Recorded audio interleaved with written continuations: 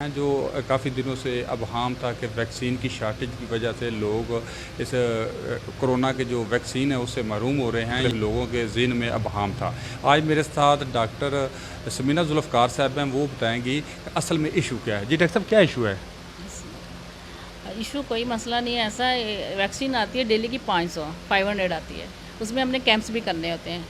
ठीक है, कैंप्स में भी जाती है, 200-300 कैंप्स में चली जाती है। बाकी 200 बजती है, 200-250 बजती है, तो वो तो ख़त्म हो जाती है, 12-1 बजे तक ख़त्म हो जाती है। फिर नेक्स्ट जो आती है वो कभी रात को आती है, कभी शाम को आती है, कभी अगले दिन आती है, तो फिर दोबारा वो उसमें चल जाती है। ऐसे वो डेली आती है, तो इसलिए थोड़ा सा मसला बनता है। डॉक्टर साहब, अगर कैंप से ज़्यादा इसको प्रायोरिटी दी जाए हॉस्पिटल में तो ये बेहतर ना होगा? नहीं, हॉस्पिटल में भी देते, लेकिन उन्होंने कहा कि कैंप्स ज़रूर करने हैं, क्योंकि मोहल्ले से लोग नहीं आते हैं मोहल्लों से, इसलिए वहाँ पर ज़्यादा ज़रूरी होती है मोहल्लों में भी जाना।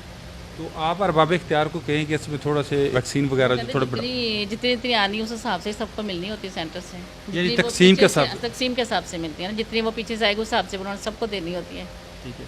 तो आज अभी तक आपने कितने लोगों को वैक्सीन लगवा दी है अभी तकरीबन? तक हमारे तकरीबन 19,000 तकरीबन लोगों को लग गई है। ठीक है। तो नेक्स्ट वीक में कितनी आपको आपका टारगेट है जो आप अचीव करेंगे?